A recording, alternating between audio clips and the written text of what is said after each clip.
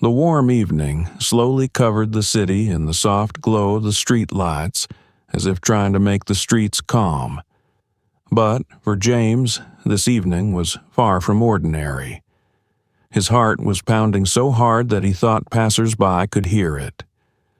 The restaurant loomed up ahead, bright and shiny, like a separate world he thought he'd never have access to. He stood in front of the entrance, trying to deal with the uncertainty that came with it. His fingers trembled slightly as he checked his tie for twists and smoothed the creases in his perfectly ironed jacket. It was the only suit he could afford, bought second-hand after months of part-time work. But in this moment, he clung to the thought. Today, he would look dignified. Tonight, he would be part of this world, if only for one evening. The thick glass doors of the restaurant slowly opened and closed to other guests dressed in expensive designer clothes. They didn't even look at him. Some of them laughed. Some of them removed their silk gloves as if showing off their superiority. James felt a lump lodge in his throat. "You can do anything," he repeated to himself as he took the first step onto the dazzlingly clean marble walkway. When he stepped inside, the smell of luxury enveloped him. The scent of expensive perfume mixed with exquisite food that only made him more eager to be a part of this moment. James tried to look confident, but his eyes wandered around the huge room where the crystal chandeliers sparkled. The guests at the tables seemed to him like characters from another world. Relaxed smiles, clinking glasses, the velvet voices of the waiters. But it wasn't long before he felt that gaze, cold, prickly, penetrating to the bone. The desk clerk, a stately middle-aged man with a frozen, arrogant expression, was looking at James as if he'd just crawled out of a mud puddle. "What can I do for you?" His voice was as icy as his gaze. "I have a table booked," James said firmly, though everything inside was trembling. The receptionist slowly looked him over from head to toe. James felt his ears redden at the sight. It was like the man was trying to wipe away the dignity he'd tried so hard to maintain with one look. "Booked?" the receptionist questioned with emphasized doubt. He looked at the list and hesitated a little longer than necessary. "Perhaps you have the wrong place?" The words hit James harder than he expected, worry mixed with pain and anger. He swallowed and tried to pull himself together. "No, that's right," he replied, raising his head again. The receptionist looked at him again, as if deciding whether to continue this conversation. His hand nonchalantly pointed to a seat at the counter, as if James were just another requester. "Wait here, I'll check it out." James could feel the stares of the people around him, as if naked light bulbs were burning through his skin. He wanted to vanish into thin air, but he stood. This was his night, his dream, and he wasn't going to let anyone steal it. But something about this place already felt wrong. His dream was slowly turning into something else, a test in which he would have to prove his right to be here. The receptionist returned to the counter a few minutes later, which for James stretched into an eternity. Every guest he passed, every glance, every quiet whisper was like a stab in the back. He could feel other people's judgment constricting his throat.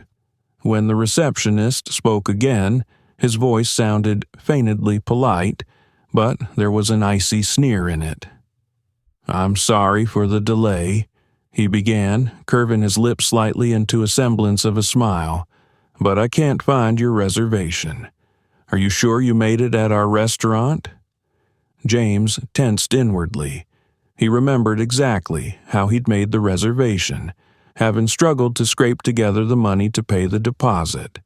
He'd saved the confirmation on his phone, anticipating that something might go wrong. "Yes, I'm sure," he replied firmly, pulling out his phone and showing the confirmation email. The receptionist glanced at the screen, but instead of checking the details, he frowned as if he'd had enough of James. His eyes ran over the teenager again, lingering on the cheap suit and slightly worn boots. Maybe it's a system error, he said, leaning his elbows on the counter as if to show his superiority. You see, we usually have a different contingent. Those words sounded soft, but their meaning was prickly. Another contingent? James felt a wave of anger rising in his chest, but he pulled himself together. What do you mean? He asked, remaining calm, though his voice trembled. The administrator squinted, his grin growing a little wider. You understand, he said, lowering his voice as if it were a secret. We want all our guests to feel comfortable. Maybe you'd feel more comfortable somewhere else. Those words struck James like a thunderclap. He couldn't believe this was happening.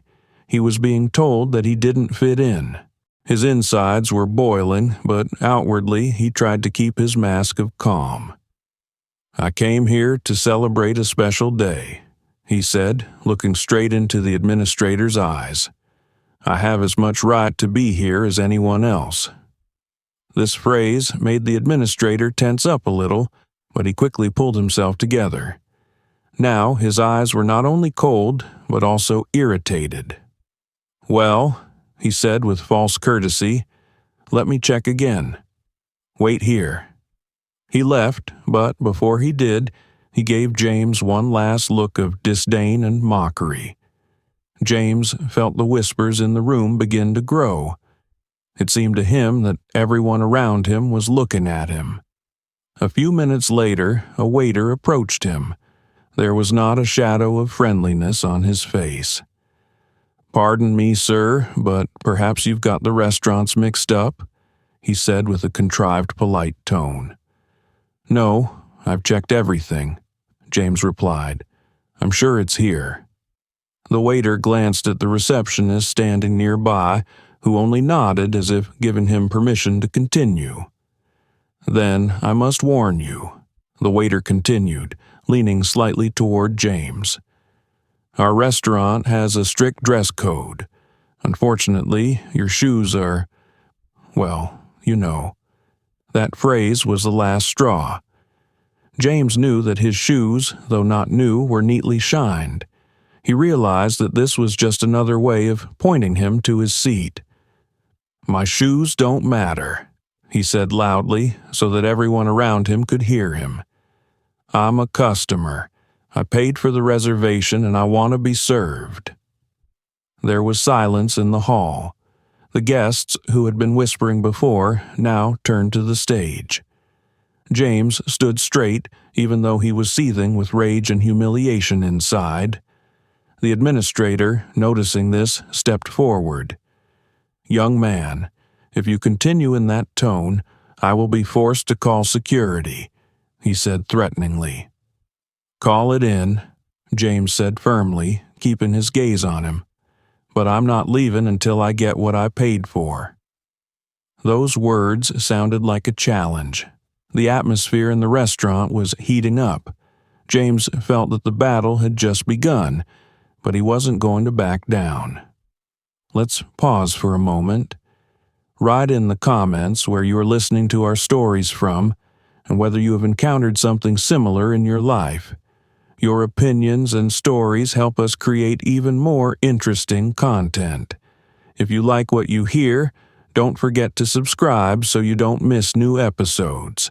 And now we continue. James sat down at his table, barely containing his anger. He knew that this evening had already gone wrong, but he still hoped that maybe things would be better now. His table was in a corner of the room, far away from the main area, as if he had been placed there on purpose to hide him from the eyes of the more important guests. On the table stood the only candle holder, whose dim light could not obscure the cold stare that had accompanied him from the moment he had entered. He studied the menu, but hardly noticed the words. His thoughts were preoccupied with how he had gotten to this point. The day that should have been a joyous one now seemed to him a trap from which there was no escape. Suddenly, the silence was broken by the sharp voice of the waitress. "Good evening." Her smile was cold and strained. She stood straight with her head up, as if to make it clear that she was looking down at him. "Have you chosen yet?" James raised his head and looked at her. There was no friendliness or professionalism in her gaze. She was looking at his clothes, his hair, even his hands with obvious curiosity and hidden disdain, as if trying to find confirmation of her thoughts. "I'm still watching," he replied calmly, trying to ignore her tone. She laughed a short, almost mocking laugh. Of course," she said loudly enough to be heard at the neighboring tables. "I'm just warning you. The food here isn't cheap. I wouldn't want anyone to find themselves in an uncomfortable situation." Her words were like a punch in the face. James froze for a moment, realizing that her sarcasm and loudness were not accidental. Quiet chuckles and whispers began to be heard in the hall. He felt the curious eyes on him again. "I am able to pay," he answered firmly, trying not to show his pain. But the waitress didn't stop. She leaned closer to the table, her voice even lower, but loud enough to be heard at the neighboring tables. "Of course," she said with a chuckle. "But, just for your convenience, I can recommend something simpler. We have a salad of the day, quite affordable, or maybe water with lemon." Her words were full of sarcasm. James felt everything inside him clench. Anger fought the humiliation, but he didn't want to make a scene. He raised his head again and looked her straight in the eye. "I'll decide what to order myself," he said coldly. She straightened up, slightly confused by his confident tone, but an arrogant smile still played on her face. "If you say so," she said, turning to a nearby table where several guests were sitting who had obviously heard the conversation. She gave them a playful glance, and they laughed softly. James felt the tension building with each passing second. His palms were sweating, and his heart was racing again. It was hard for him to be here, in this room, full of other people's judgment. He wanted it to end, but he also knew that if he left now, he would be giving them the victory. Finally, the waitress returned, holding a notepad and pen. "Well, are you ready to order?" she asked, bowing her head slightly, her tone sounding like a challenge. "I'll have your ribeye steak, medium rare, and a glass of your best red wine," James said loud and clear, deliberately keeping his eyes on her. Her smile became less confident, and her eyes squinted slightly. "Very well," she said after a second of silence. "Are you sure you want to start with an order like that?" "I'm sure," he replied, holding back his rage. The waitress wrote down the order and, with a slight shrug, left. But her departure did not bring relief. At neighboring tables, the whispering grew even louder. James heard scraps of phrases. "Is he serious?" "Zrania. Where did he come from? Logically, how did he even get in here?" His face was burning. He didn't want to show emotion, but in his heart he felt utterly crushed. Everything around him told him that he was a stranger. The very air seemed to be saturated with contempt. James closed his eyes for a moment and inhaled deeply. He remembered why he was here. This was his day, and he wasn't going to let them take this moment away from him.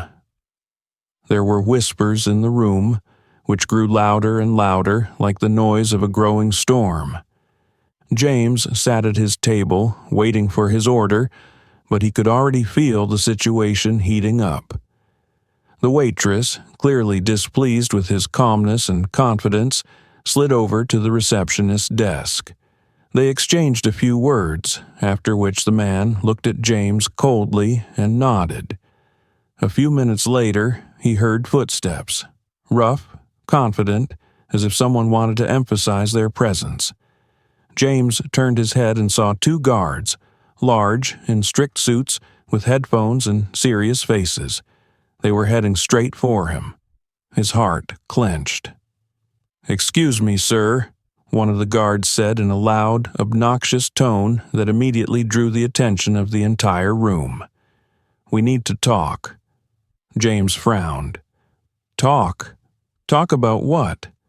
He tried to remain calm, but there was already tension in his voice. "Can you get up and come with us?" The guard continued, ignoring the question. At this time, the receptionist came closer, holding a notebook with notes in it. "I'm sorry to bother you, but we have reason to believe you've been tricked into coming here," he said with the same contrived politeness as before. His eyes radiated a false regret that only added to the humiliation. James felt the hall fill with judgmental looks. Everyone stopped to see what was going on. People in expensive suits and dresses were whispering, some of them even grinning. "What do you mean?" James rose to his feet, trying to maintain his dignity. The administrator sighed, as if trying to show he was uncomfortable with the situation, though his face betrayed satisfaction. "We've received information that you may have gotten in here without a reservation. Moreover," he lowered his voice, "we've received a complaint that one of our guests noticed you, well, let's say, trying to steal something." Those words were like thunder. James couldn't believe his ears. "That's a lie," he exclaimed, looking directly at the receptionist. "I paid for the reservation, I have the confirmation, and I didn't steal anything." "Sure," the receptionist said sarcastically, tilting his head slightly. "If you're sure you're right, I'm sure you won't mind if we check your things." "Check my stuff? Right here?" James couldn't believe this was happening. The administrator only shrugged as if that was the most logical solution. "We have to make sure everything is okay," he said loudly, clearly for everyone in the room to hear. One of the guards took a step forward. "Please, show me the contents of your pockets," he said, leaving no room for objection. James felt his face begin to burn with humiliation. He stood in the middle of the hall, surrounded by rich guests who looked at him as if he were a criminal. "I don't have to show you anything," he said firmly, but his voice trembled. "If you refuse," the receptionist inserted with a cold smile, "we will be forced to call the police." Those words finally shattered what little calm James had left. He realized that they were deliberately cornering him, trying to make him look guilty because he didn't look like he belonged here. With an effort to hold back the tears, he pulled his pockets outside. There was only his phone, his wallet, and a small keychain, a gift from his mother that he always carried with him. "You see?" he said loudly so that everyone could hear him. "Nothing. You have no reason to treat me like this." But instead of apologizing, the receptionist only shook his head as if he didn't believe him. "Okay, maybe you didn't steal anything," he said, "but that doesn't change the fact that you're clearly out of place here." These words, spoken with emphasized contempt, were the last straw. There was laughter in the room, some of them even applauding. James felt crushed, but he knew that if he gave in now, he would remain in their eyes what they wanted him to be. He looked directly at the receptionist, then at the guards, and then looked around the room. His voice came out loud and clear. "I know why you're doing this to me. It's not because of anything I've done. It's because of who I am. You've decided I'm not worthy of being here just because I'm black." The hall froze.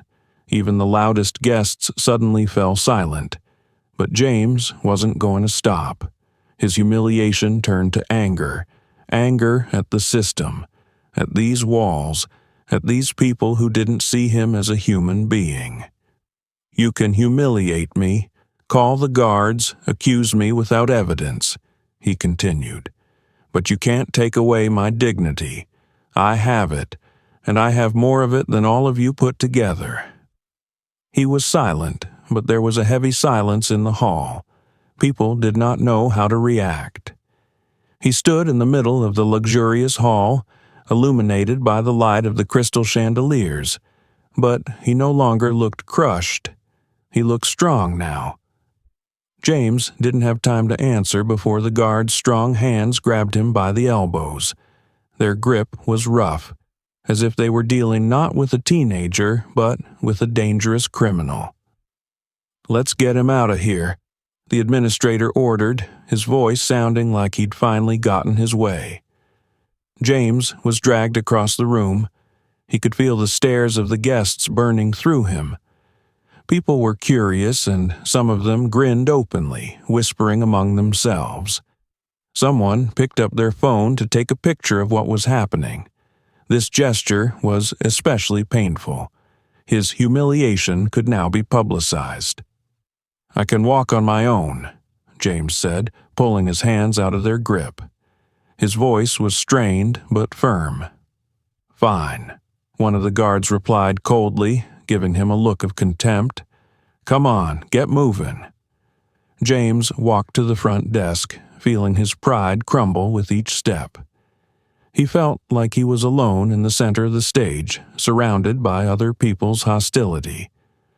The restaurant guests were whispering louder and louder, and someone even let out a barbed remark. "They always are. What else can we expect?" Those words pierced him, but he didn't allow himself to show the pain. He knew that was what they wanted, to see him break. When they reached the counter, the receptionist was standing with his arms crossed over his chest, with an expression of sheer superiority. "So, let's settle this matter," he said, as if he wanted to show everyone that he was the one who administered justice here. "Please, empty your pockets." James looked at him, then at the guards, and finally at the guests, who were now clearly enjoying the show. He felt his throat tighten with rage and his heart beat heavily in his chest. "I didn't steal anything," he said, holding back his anger. "Then you have nothing to hide," the administrator retorted. James realized that he had no way out. If he refused, they'd call the police, and then things would get even worse. He struggled to hold back his tears and began to empty his pockets. First, he put his cell phone on the counter, then his keys, then a small wallet containing only a few bills and his driver's license. It all looked painfully ordinary, but the receptionist seemed to be deliberately scrutinizing each item, as if he were looking for something to pick on. "What's this?" he asked, pointing to the keychain James had gotten last. "It's a keychain.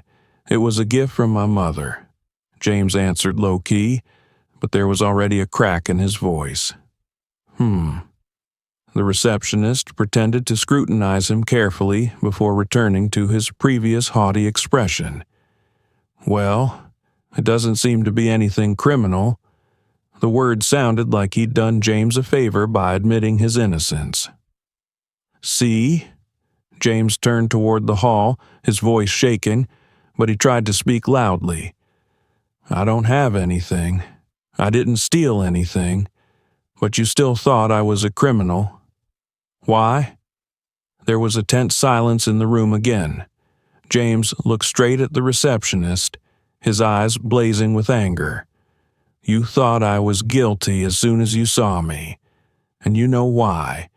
It's because of the way I look." "Young man," the receptionist interrupted, raising his hand to stop him. "Let's not make a spectacle of ourselves here." "A play?" James grinned bitterly. "You're the one who put on a show. You decided to humiliate me in front of everyone to prove that I wasn't worthy of being here. But you know what? I'm more human than all of you put together." His voice sounded loud and clear. The people in the hall froze. Some stopped chewing. Some put their phones away, looking away shamefully. Even the guards lowered their eyes for a moment. But the administrator didn't back down. His face was flushed with irritation, but he still tried to keep his composure. "If you're done," he said, "I think you'd better leave the restaurant." James wanted to object, but realized it was useless. They had gotten what they wanted. He felt heavy in his chest, but still held his head high. "I'll leave," he said, turning to leave. "But I want you to remember this moment, because it says more about you than it does about me." His words sounded like a final blow. He headed for the exit, feeling all the eyes in the hall continuing to glare at his back. But this time, he didn't feel defeated. There was something bigger burning inside him. He knew this wasn't the end. James had already taken a few steps toward the exit when he noticed a microphone set up at the receptionist's desk. It was a microphone for announcements, which were rarely heard in the lounge so as not to distract the wealthy customers from their expensive dinners. He stopped, and a thought flashed inside him, a moment when pain, humiliation, and anger melded together. He realized if he left in silence, he would lose. If he left this humiliation unanswered, they would think they were right. He turned around. His steps were firm, his gaze determined. The guards, already relaxed, looked at each other in surprise, but before they could do anything, James stepped to the counter and grabbed the microphone. "What are you doing?"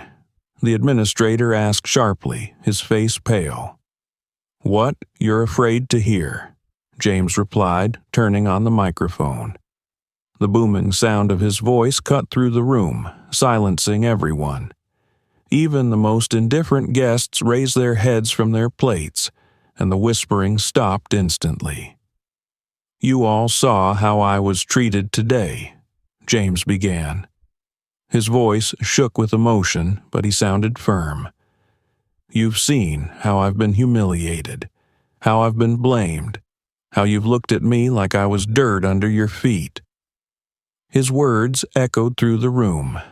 Some of the guests looked away in embarrassment, but most continued to stare at him, unable to look away. "Why? Because I'm a black teenager who dared to enter your perfect world?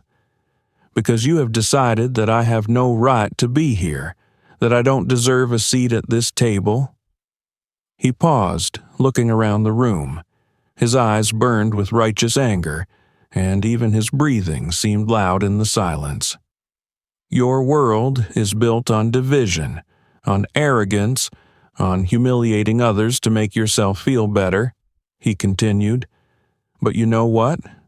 All of you here are no better than me. Not one bit. Your clothes, your money, your expensive wines don't make you human.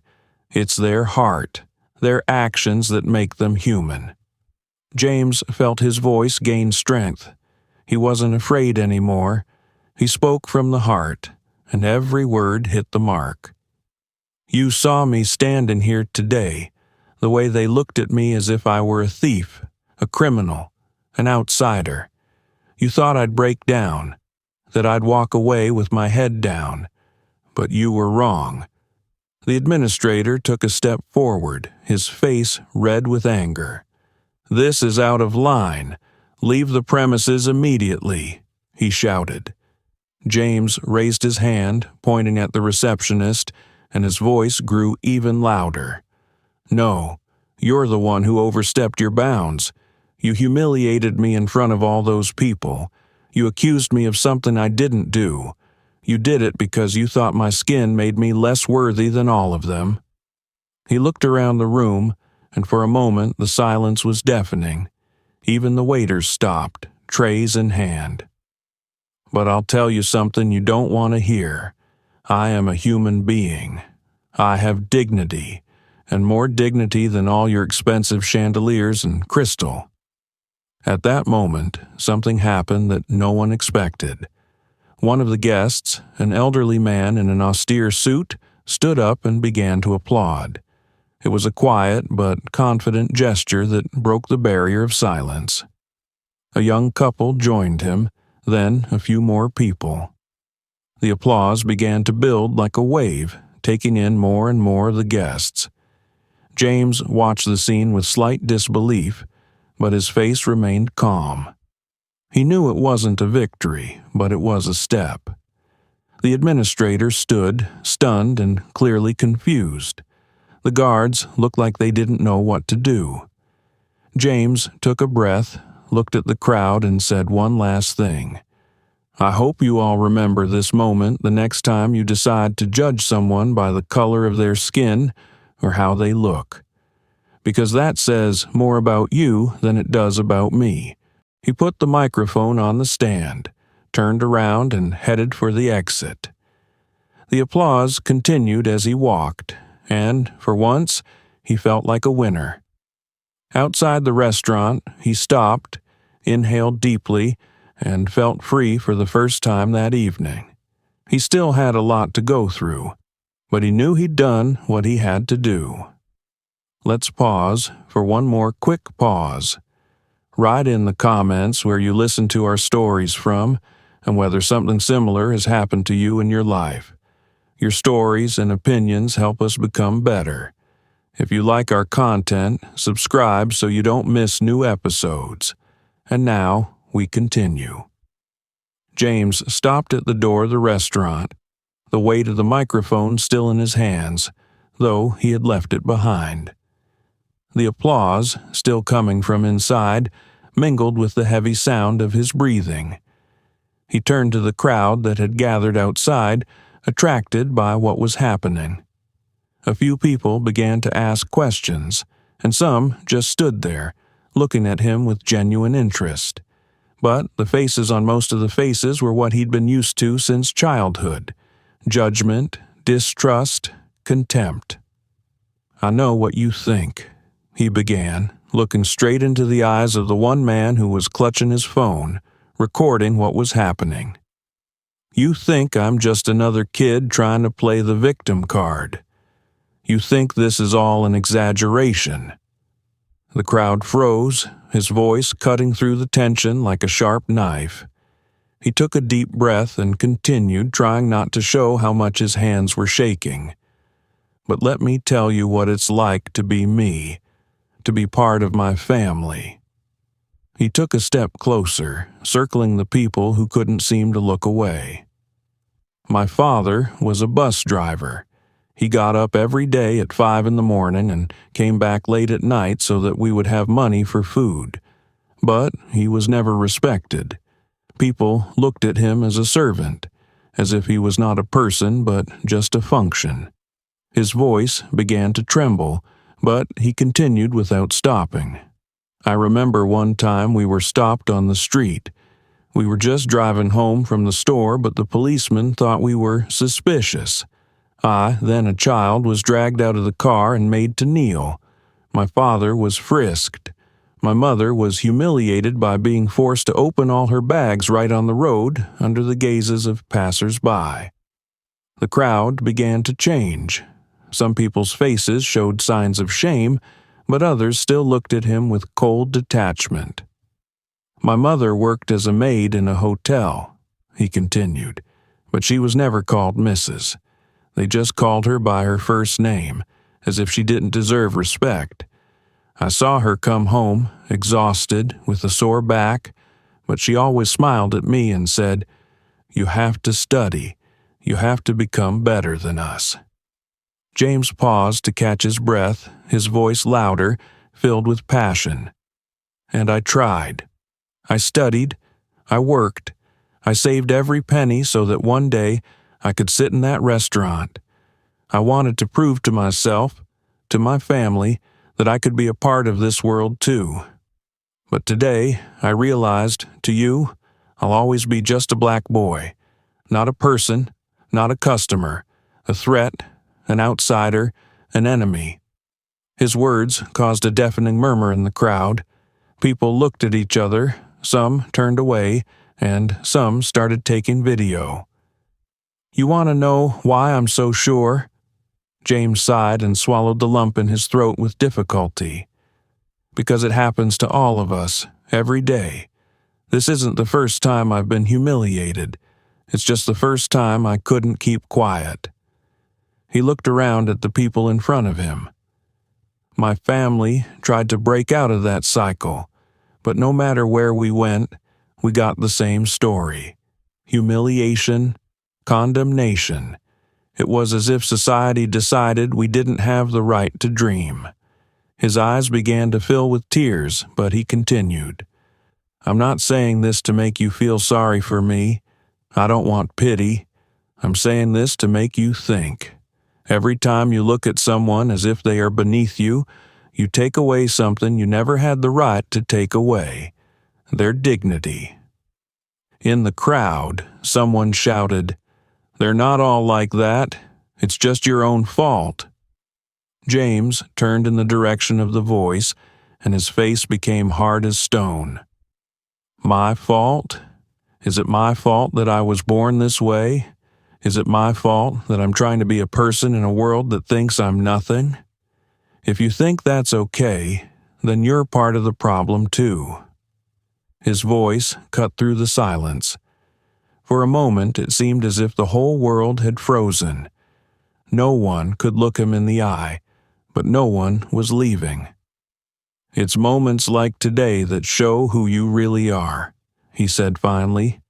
"Not your suit, not your job, not your money. It's your actions." He took a step back, breathing heavily, but with his head held high. There was no more fear in his eyes, only determination. "If even one person here hears me, if even one of you changes your mind, then this humiliation was not in vain." The crowd remained silent, and James turned and walked away into the darkness of the street. No one laughed this time, no one shouted. Only the heavy silence hung in the air like a bitter reminder. There was silence in the room as James left the restaurant, leaving a trail of his righteous anger behind him. The kind of silence that presses harder than any noise. The restaurant staff, always confident in their right to humiliate and judge, felt for the first time that their world had cracked. The receptionist stood behind the counter, clutching the edge of it to his white knuckles. His face, normally haughty and confident, now looked confused and angry. He felt control slipping from his grasp. The guests were still looking at him, some with expectation, others with judgment, but no one left. They wanted to see how he would justify himself, how he would explain his behavior. The waitress, the same one who had taunted James, stood in the corner. Her face was pale. She crossed her arms over her chest, as if trying to protect herself from the weight of the realization. Her contrived self-confidence was gone, giving way to confusion. "Well," the administrator began, clearing his throat, but his voice shook. He tried to regain his commanding tone, but the words sounded fake. "It was a misunderstanding." Of course, no one meant him any offense. His eyes darted around the hall and he tried to catch someone's supportive gaze. But all he saw was condemnation. Even those who had been silently supporting his actions were now turning away to avoid meeting his eyes. "He just misunderstood us," he continued, trying to hide the tremor in his voice. We were just following protocol." "Protocol?" A voice from the crowd made him freeze. It was the older man who had been the first to start applauding James. He rose from his seat and looked directly at the administrator. "Your protocol is to demean people? Your protocol is to assume that a black teenager is a priori guilty." The administrator couldn't find anything to say. He opened his mouth, but no sound came out. "You saw that he was innocent," the man continued, his voice growing louder. But instead of apologizing, you made a fool of him in front of everyone. Why? The administrator began, but he was interrupted by another voice, this time from the side of a young woman. Because he didn't like the way he looked. It was obvious from the start. The crowd began to murmur. People were getting louder and louder about what had just happened. Even those who had been silently watching James's humiliation now suddenly felt like they were part of something shameful. The waitress, unable to bear the strain, took a step forward. I was just following directions, she mumbled. Her voice was thin, almost inaudible. I didn't know it would go this far. Followed directions? The older man spoke again. Or did you just like to feel superior? Her face flashed with shame. She didn't know where to look. We didn't mean to. The administrator started to justify himself, but he was interrupted again. You didn't? This time, the voice belonged to a woman sitting near the counter. You did. You did it on purpose. You wanted to humiliate him because you thought you could get away with it. The words were like a whip. The restaurant staff, accustomed to impunity, felt for the first time that their actions had consequences.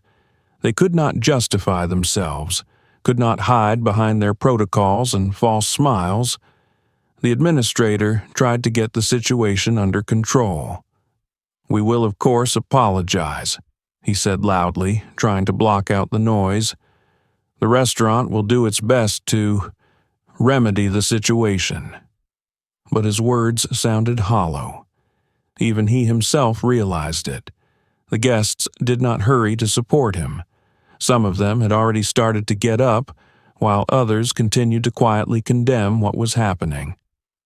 An apology? The older man spoke again. It's not enough. That boy has shown us all what you are, and you can't undo that. The crowd began to disperse. People who had come to enjoy dinner in luxurious surroundings left, feeling like dirty witnesses to someone else's humiliation. The waiters stood silent, eyes downcast, as if hoping not to be noticed. The manager stood alone at the counter, his face flaming with anger and humiliation, but there was nothing he could do. Though James was no longer in the audience, his words continued to echo in the air. His righteous anger, his dignity, his pain scarred those who had been part of the evening, and even those who were used to looking down on him realized that this time they were wrong. When James finished his fiery speech, the silence in the room was deafening. Even the slight clinking of cutlery ceased, and it was as if all the sounds of the world had disappeared.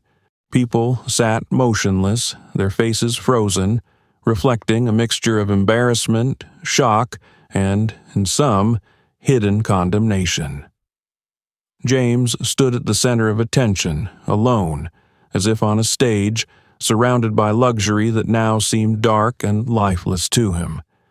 The light from the crystal chandeliers fell on him, emphasizing his power, but inside he felt completely empty. It was hard for him to breathe, but he wouldn't allow himself to show weakness. Some of the guests kept looking at him as if he was dirt under their feet. A young couple at the nearest table were whispering, and James heard the man whisper loudly, "They're always trying to play the victim." Those words pierced him like a knife. He wanted to scream, wanted to say that he was not a victim, that he was a fighter, but his strength was gone. From across the hall, a woman in an expensive dress looked at James and, without hiding her disdain, said loudly to her companion, "This place is losing its reputation. If people like him can come in here now, then standards have fallen." James looked at her. His eyes filled with tears, but he didn't let them spill over. He took a deep breath and reminded himself that he wouldn't show them how deeply they'd hurt him. However, something began to change. In the very corner of the hall, an elderly man who had been silent earlier slowly stood up. His gaze was serious, but there was a look of encouragement in his eyes. He clapped his hands. At first, it was a quiet clap, almost indistinguishable, but then he clapped louder, keeping his eyes on James. For a moment, it seemed as if time had stopped. No one knew what to do. No one dared to join in, but no one tried to stop the man. After a few moments, a young woman on the other side of the room, apparently feeling compelled to do something, also began to applaud. Her claps were tentative, as if she feared judgment, but they were enough to break the tension. Gradually, a few more people began to stand up and applaud. Their applause grew louder and louder, but it wasn't joyous approval. It was a clap of respect, a clap of acknowledgement of the pain they had just seen. James felt his heart clench. He looked at those who stood up and felt two feelings fighting inside him: anger and gratitude. Anger that it had to come to this, for them to understand his pain, and gratitude that at least someone was listening. But not everyone shared the gesture. The receptionist behind the counter looked confused and angry. His face was flaming with humiliation, but he tried to keep his cool. He took a few steps forward and spoke loudly, overlapping the applause. We apologize for what happened. Of course it's a misunderstanding." His words sounded so fake that the applause immediately died down. People turned back to James, who was standing still. "Misunderstanding," he said, his voice echoing through the room. "You called me a thief, took me out in front of everyone, humiliated me just because I don't look like you. That's not a misunderstanding. That's racism." His words were as direct and sharp as a lash. The administrator turned pale, not knowing what to say. "You think your apology is going to fix everything?" James continued, his voice gaining strength. "Apologies are worthless when they come out of fear instead of sincerity." Some of the guests in the audience started clapping again, louder and more confidently now. These were the ones who finally realized what had happened. But others continued to sit in silence, arms crossed over their chests, unwilling to recognize their part in this tacit approval of injustice. "Today you saw what your prejudices do to people," James concluded. "You have seen how they destroy, how they kill dignity. And now the choice is yours. Will you remain silent, or will you make a difference?" After these words, he turned to leave again, and this time he went out without turning around. The hall was left behind, filled with heavy silence. Outside, James felt the fresh air on his face. He closed his eyes and took a deep breath, allowing himself to finally let his emotions out. His journey was far from over, but he knew his voice had been heard, and sometimes that's enough to start a change. James stepped onto the sidewalk, leaving behind the restaurant, which now seemed to him not just a building, but a symbol of everything that was against him in the world. The night was cool, the air fresh, but inside he still felt the heat of humiliation and injustice. His heart was beating so hard that it felt like it was about to burst out. He took a few steps and suddenly stopped. He looked outside at the people passing by and felt everything boiling inside. Was it relief? Anger? Bitterness? He didn't know. The only thing he knew for sure was that he was no longer the same boy who walked into that restaurant. Something about him had changed forever. Behind him, the restaurant doors swung open. Someone stepped out, followed by a few more people. They were the ones who had applauded him inside. They approached him, some awkwardly, others confidently. "You were right," said the older man who had been the first to stand in the hall. His voice was soft but filled with respect. "We have been silent for too long. Thank you for your courage." A young woman with long blonde hair standing nearby added, I never thought about things like that. It was awful. I'm sorry we let it happen." James didn't say anything back. He nodded, grateful for their support, but inside he was still in pain. However, the real storm started a few hours later. One of the guests filmed everything that happened in the restaurant and posted the footage on social media. The video instantly began to spread, garnering thousands of views. People shared it with comments like, "That's what fortitude means. How could they humiliate a teenager like that? Зрение. Это больше не может быть терпимым." The recording showed every moment of James's humiliation. The cold words of the receptionist, the scornful remarks of the waitress, the accusations of theft, the guards dragging him to the counter. But what touched people the most was his speech, sincere, emotional, full of pain and anger. Comments filled the video. "I'm crying watching this. That boy said what we all feel. The restaurant should be held accountable for this. No one deserves to be humiliated like this. He's a true hero. I want my son to grow up to be just as strong." By morning, the video had hit the news sites. Journalists began writing articles about what had happened, calling James a new symbol of the struggle for equality. His name was already known to thousands of people, and the restaurant itself was at the center of a public scandal. Under the hashtag #Justice for James, people shared their stories of the racism and injustice they faced.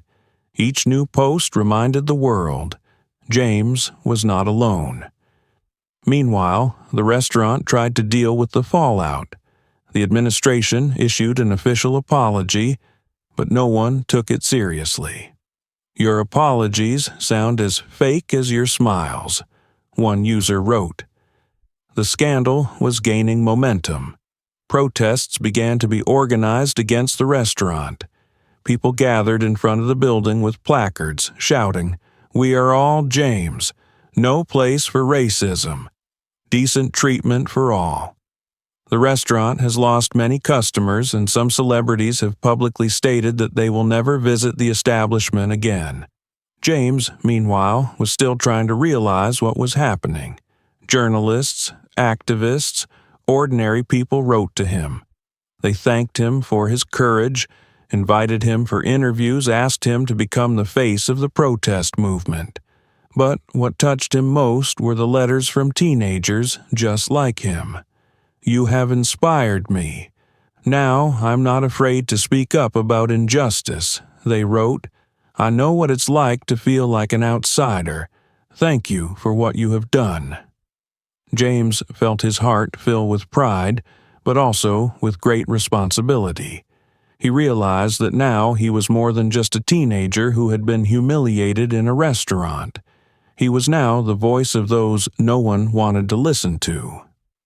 A few weeks later, he spoke for the first time at a large rally of thousands of people. His voice was confident, and his words penetrated the hearts of everyone in the crowd. "I'm just a teenager, but I've been heard because my pain is the pain of many. And I promise that I will do everything I can to make sure that no one else in this world feels unworthy just because of the way they look." His speech drew applause. People cried, applauded, hugged each other. In that moment, James became not just a symbol of protest, but of hope. Hope that the world could change. And the restaurant that was the starting point of this story has closed its doors for good, leaving only a bitter reminder that silence is also a crime. Write in the comments what you think about this story. Have you experienced racism or injustice in your life? Your opinions are very important to us, and we appreciate each of you sharing your feelings and supporting our stories. Don't forget to subscribe to our channel and give us a like if this story touched you. We wish you a good day. To let us know that you listened to the end, write the phrase, "Dignity is stronger than humiliation," in the comments.